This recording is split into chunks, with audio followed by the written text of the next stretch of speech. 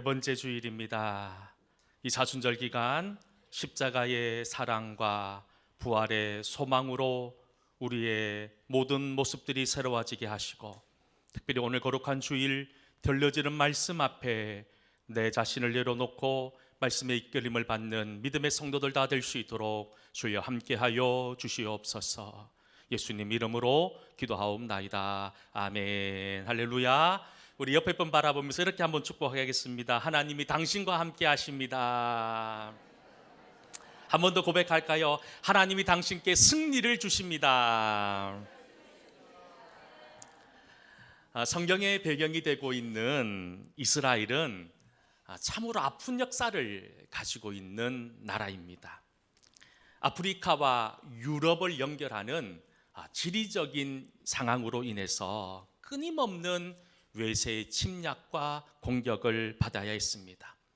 강대국에게 나라를 빼앗겨 떠돌아 살았던 시간들도 많았고, 그 모든 아픔의 시간들 무슨 말로 표현할 수 있습니까? 특히 2차 세계대전 당시 나치 독일에 의해 자행된 유대인 600만 명의 학살, 이 홀로코스트는 피눈물 나는 아픔과 고통의 기억으로 지금까지 남아 있습니다. 그럼에도 유대인들은 자신들의 이런 아픔을 아픔으로만 받아들이는 것이 아니라 무너질 수 있고 포기할 수 있는 상황이었음에도 불구하고 그들은 늘 다시 일어나는 강인함을 우리에게 보여주고 있습니다. 그런데 이것은 이스라엘의 역사만이 아니라 바로 우리 대한민국의 역사이기도 합니다. 우리나라 또한 정말 끊임없는 외세의 침략과 외세의 공격으로 말미암아 고통받아야 했습니다. 일본으로부터 35년 동안 나라를 빼앗게만 했고, 해방과 함께 동족 간의 전쟁으로 말미암아 정말로 아픔을 경험해야 됐던 우리의 역사, 그 시간은 상실과 좌절의 시간이었고 실패의 시간이었습니다. 아무런 희망과 소망을 찾아볼 수 없는 어둡고 가난한 시간이었습니다. 하지만 지금 우리나라가 이렇게 눈부신 성장을 이룰 수 있었던 가장 큰 이유는 무엇이었을까요? 없는 것으로 좌절하는 것이 아니라 비록 작고 보잘것없는 것이지만 그것을 소중하게 생각하는, 그 작은 것을 찾아나가는 것에서부터 우리나라가 변화되고 새로워진 것이 아닙니까? 특별히 우리나라는 가난했습니다. 힘들었습니다. 하지만 우리 부모들에게는 믿음이 있었습니다. 힘들었지만, 어려웠지만 하나님을 찾았습니다. 그리고 마치 무릎이 낙타 무릎들처럼 되는 것처럼 하나님 앞에 기도했습니다. 수많은 눈물의 기도와 특별히 역사를 주관하시는 하나님의 놀라운 은혜와 하나님의 선하심을 소망하는 믿음이 있었기 때문에 지금 우리나라가 이 땅에 바로 서 있는 거예요. 이처럼 우리 믿음의 1세대들은 없음에 좌절하지 않고 오히려 그 없음으로 인해서 하나님을 만났고, 그 부족한 것으로 인하여 하나님께 매달렸던 신앙의 모습을 우리에게 보여주고 있다는 거예요. 그런데 어떻습니까? 가난할 때는 몰랐어요. 그런데 살기 좋아지면서부터 언젠가 우리 마음속에 이상한 버릇이 하나 생기기 시작했습니다. 그것이 뭐냐? 있는 것이 아니라 없는 것을 먼저 생각하는 버릇인 것 같아요. 우리는 늘 없다고 얘기합니다. 물질도 없고 시간도 없고 건강도 없고 능력도 없고 가진 것도 없다고 말입니다. 그러는 사이에 우리 현대인들 사이에 병이 하나 생겼습니다. 그 병이 뭔 줄 아세요? 바로 열등감이라는 병입니다. 남과 비교했을 때 없다고 하는 그 상실감 때문에 생기는 병이 열등감이에요. 모든 사람에게 열등감이 있습니다. 우리나라 최고의 대학인 서울대학을 다니는 친구들, 그들 또한 예외가 아니더라고요. 누구나 다 부러워하는 대학을 다니는데 무슨 열등감이 있을까라고 얘기하지만, 여러분, 다른 사람보다 더 심한 열등감 속에 사로잡혀 살아간다는 이야기를 들었던 적이 있습니다. 그런 이야기를 해요. 서울대학교도 학과들마다 입학 점수가 다 다르기 때문에 내가 입학한 과보다 더 높은 과를 다니는 친구들을 보면서 상대적인 열등감 속에 사로잡혀 살아가는 친구들이 많다는 그런 연구조사를 읽었던 적이 있습니다. 이처럼 누군가 모든 사람에게 있는 열등감, 여러분 이것은 우리가 해결해야 되는 마음의 병인 거예요. 이 열등감이 있으면 우리가 감사해야 될 상황임에도 불구하고 불평이라는 동굴 속으로 자꾸 찾아 들어갈 수밖에 없는 한계를 경험하게 된다는 거예요. 우리 주변에도 보면 투덜대는 분들이 가끔씩 있습니다. 늘 불평하고 투덜대요. 그런데 이런 분들의 특징을 보면 그들이 투덜대는 상황이 변화되고 그들의 환경이 바뀌어진다고 해서 그들의 투덜거림이, 그들의 불평이 사라지지 않는다는 거예요. 여전히 불평하고 투덜댄다는 겁니다. 어느 마을에 늘 불평하는 농부가 한 분 있었다고 합니다. 이 사람은 비가 조금 와도 땅이 질퍽거린다고 불평했고 햇빛이 나면 덥다고 불평하는 그런 사람이었어요.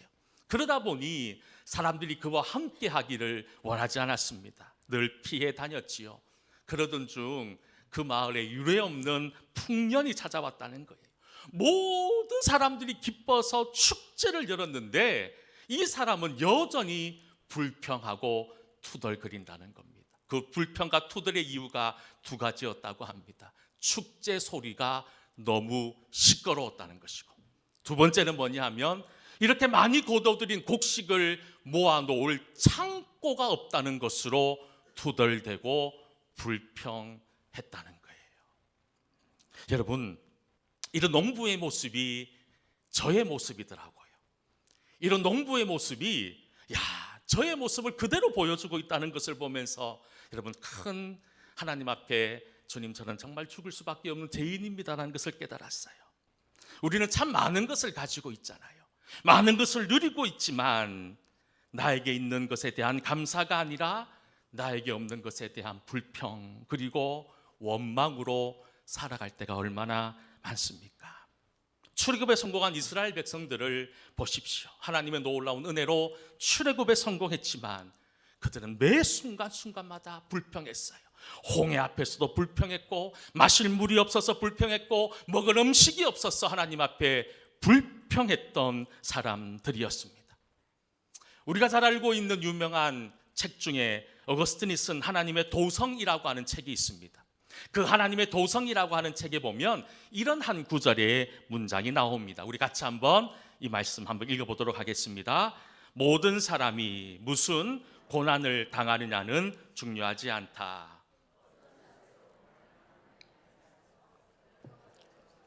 고난의 의미도 달라지는 것이다. 똑같은 미풍이 불지만 오물은 더러운 냄새를 풍기고 기름은 향기로운 냄새를 풍긴다. 지금 여러분들은 어떤 향기를 품고 있으십니까? 저는 여러분들의 삶을 통해서 기름진 향기로운 냄새들이 품어져 나올 수 있는 그런 믿음의 사람들이 될 수 있기를 간절히 소망합니다.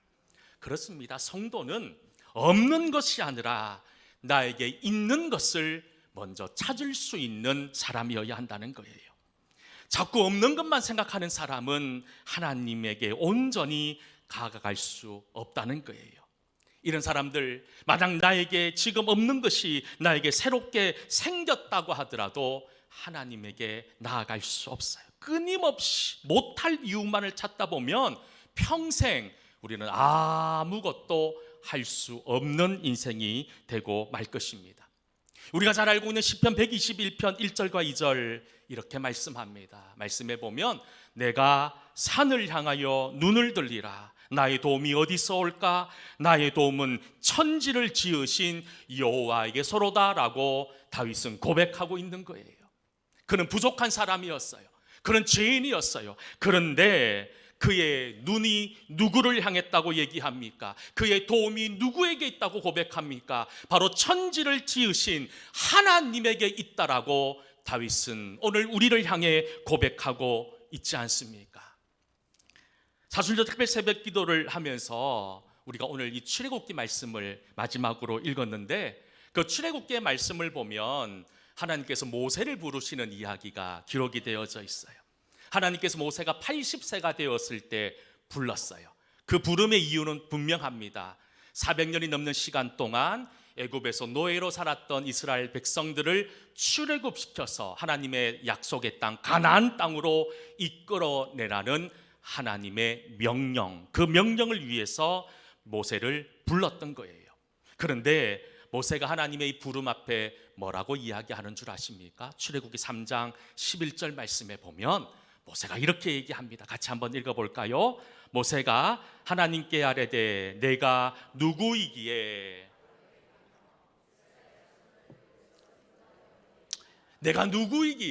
저 무시무시한 바로 왕에게 가서 내가 이스라엘 백성들을 인도해 내겠습니까?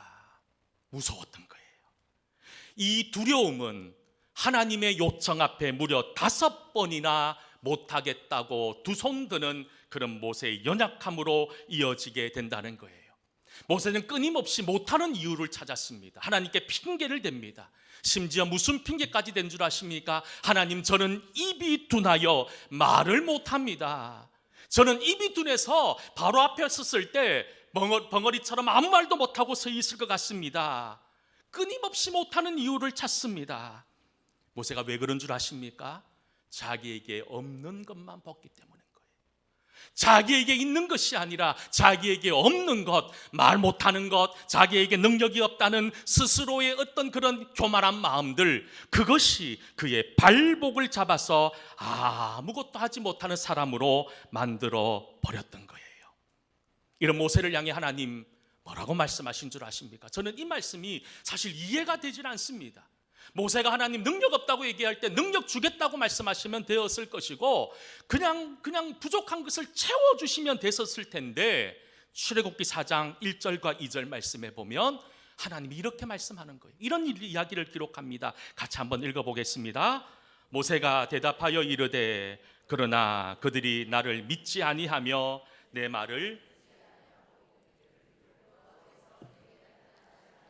하리이다. 여호와께서 그에게 이르시되 내 손에 있는 것이 무엇이냐?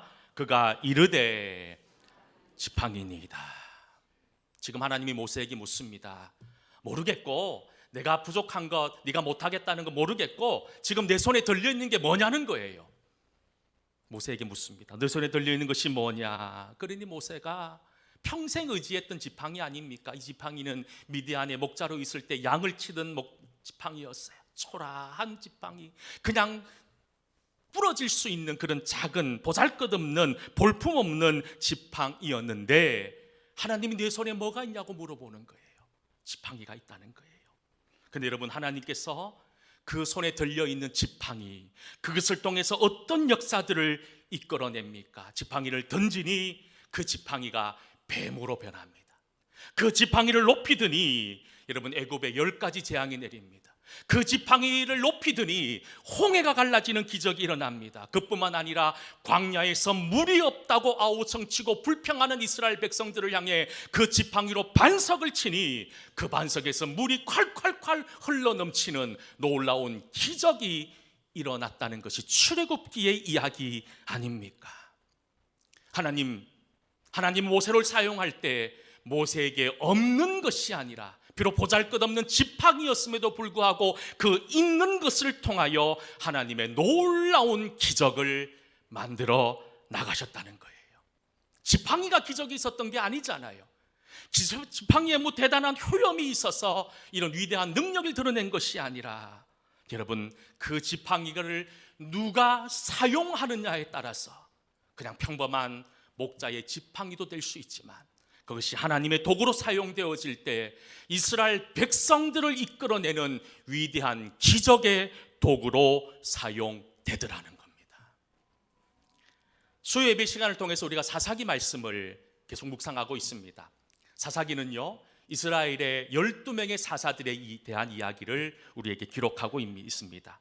그런데 사사로 부름받은 사람들의 일면들을 찾아보면 그들에게 있었던 약함과 그들의 부족함을 통해서 하나님의 놀라운 역사를 만들어 나가시는 것을 보게 됩니다. 오른손에 장애가 있었던 두 번째 사사인 에훗, 그리고 이방인이었지만 소모는 막대기로 블레셋 600명을 죽인 삼갈, 그리고 보호받아야 됐던 여인이었지만 위대한 사사로 헌신되어 부름받았던, 그리고 그 드보라까지 어떻게 보면 세상의 기준으로 보면 모두 다 함량 미달의 사람이었어요. 부족한 것으로 가득했던 사람들이었습니다. 그런데 하나님께서는 그들의 부족함을 들어서 이스라엘의 구원자로 세워주셨다는 겁니다.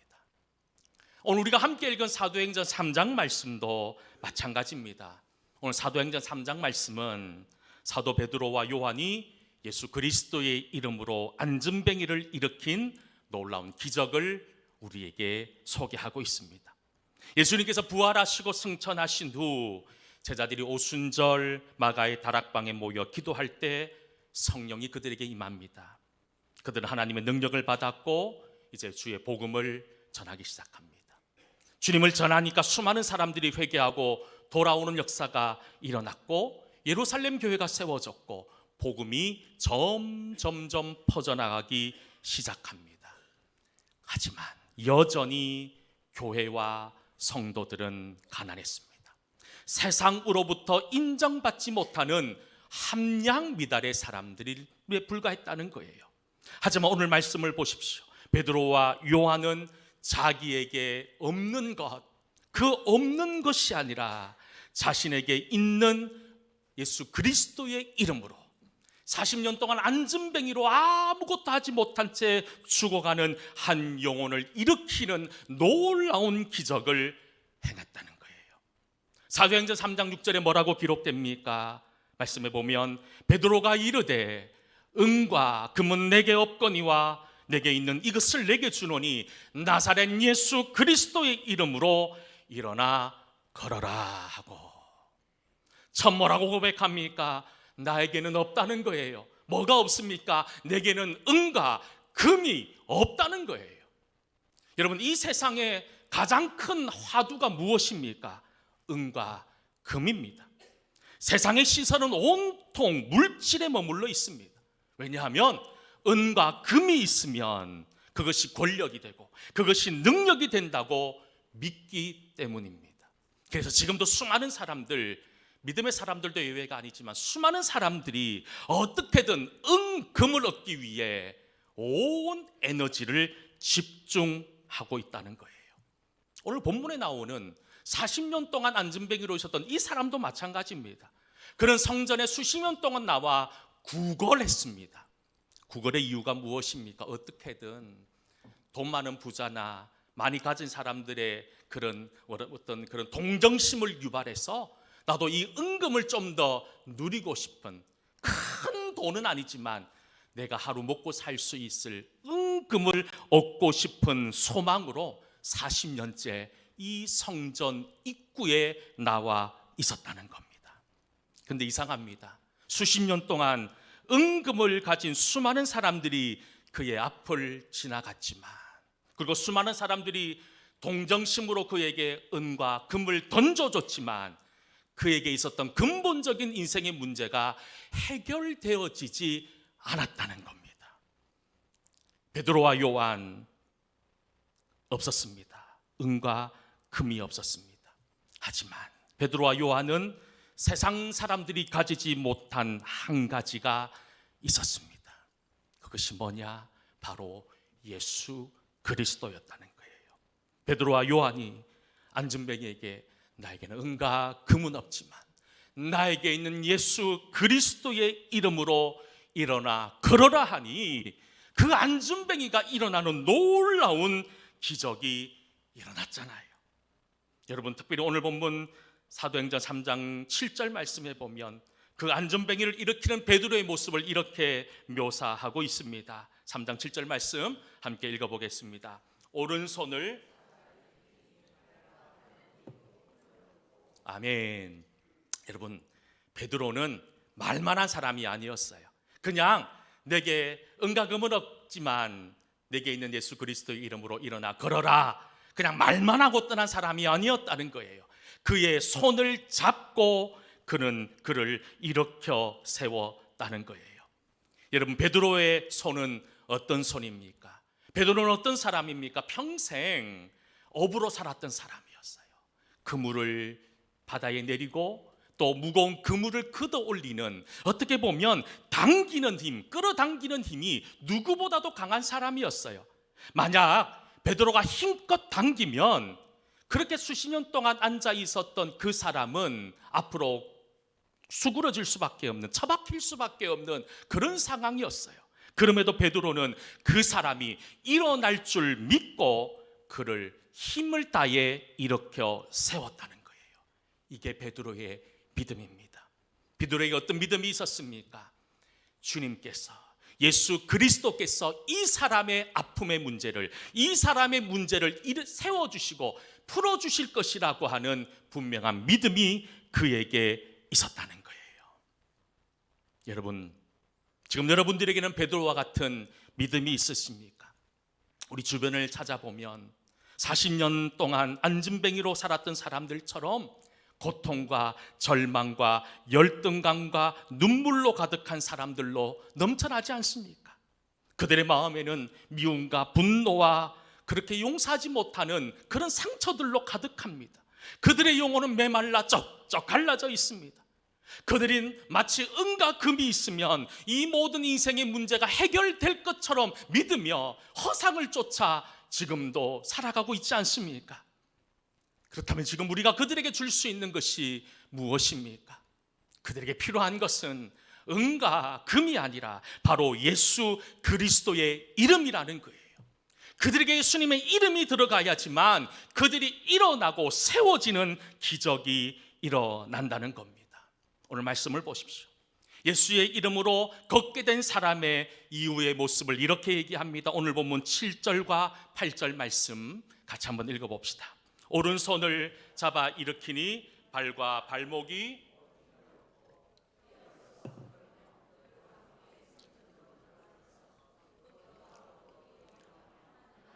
아멘. 40년 동안 안전뱅이로 있었던 사람, 그의 유일한 소망은 은과 금이었습니다. 그것에 소망을 두고 살았고 자신의 장애, 자신에게 없는 이 불편함을 가지고 늘 불평하며 원망하며 무기력하게 살았던 그가 그토록 소망하는 은과 금을 손에 넣질 못했어요. 그것을 얻질 못했습니다. 하지만 그에게 예수 그리스도의 이름이 선포되어지고 들어가자 서서 걸으며 뛰게 되는 놀라운 변화를 누리게 되었다는 거예요. 다른 말로 하면 그는 단순히 발과 발목이 강해진 것이 아니라 그의 삶이 새로워졌다는 거예요. 그리고 이 사람에게 진짜 일어난 기적이 무엇이었을까요? 바로 성전으로 들어가 하나님을 찬송했다는 겁니다. 이 세상의 화두가 뭐라고 말씀드렸습니까? 은과 금입니다. 이 사람 또한 수십 년 동안 은과 금의 소망을 두고 살았던 사람이었어요. 이제 정상인이 되었으니 여전히 그의 관심이 만약에 은과 금에 머물러 있었다면 그는 세상을 향해 나갔을 거예요. 세상에 나가서 어떻게든 장사를 하든지 취직을 하든지 어떻게 하든지 은과 금을 얻기 위해 애쓰는 삶이 되었을 거예요. 그런데 그는 세상으로 일터로 사람에게로 간 것이 아니라 하나님에게로 갔다는 거예요. 그는 성전에서 그는 말할 수 없는 감격과 기쁨으로 하나님을 찬송하며 이 세상의 문제, 내가 가지고 있는 인생의 숙제는 은과 금의 문제가 아니라 믿음의 문제였음을 이제 비로소 깨닫게 되었다는 겁니다. 우리 역시 마찬가지지요. 저는 목사이고 어떤 분은 장로로, 권사로, 안수집사로 수십 년 믿음 생활하면서 여전히 교회는 열심히 다닙니다. 근데 여전히 여러분들의 소망을 은과 금에 두고 살아가고 있지는 않습니까? 우리의 몸은 예배당에 나와 있다 하더라도 우리의 소망이 만약에 은과 금에 있다면 우리에게는 은혜도 없고 감격도 없습니다. 소망도 없습니다. 결국 우리가 지금 회복해야 되는 것은 다름이 아니라 정말 내 인생에서 가장 소중한 것이 무엇인지, 내 속에 예수 그리스도의 이름이 점점 희미해지고 있지는 않는지, 잃어버린 예수의 이름을 회복하는 것이어야 된다는 거예요. 저는 여러분들의 마음이 잃어버린 예수님을 회복함으로 더 이상 없는 것으로 좌절하고 열등감 가운데 죽어가는 인생이 아니라 내 속에 있는 예수의 이름으로 일어나고 예수의 이름으로 이 땅을 향해 담대히 나아갈 수 있는 믿음의 성도들이 될 수 있기를 주의 이름으로 간절히 축원합니다. 기도하겠습니다. 사랑이 많으신 아버지 하나님, 우리에게 없는 것이 있습니다. 우리에게 늘 부족합니다. 하지만 그럼에도 우리에게 있는 것이 있습니다. 바로 예수 그리스도의 이름인 줄 믿습니다. 우리가 그 이름으로 나아가오니 더 이상 주저앉아 있지 않게 하시고 주님께서 주시는 힘과 능력을 가지고 하나님 영광 위하여 사용하는 우리 모든 성도들 다 될 수 있도록 하나님 함께하여 주옵소서. 예수님 이름으로 기도하옵나이다. 아멘. 말씀 생각하시면서 515장 찬송하시면서 준비한 예물 하나님께 드리도록 하겠습니다.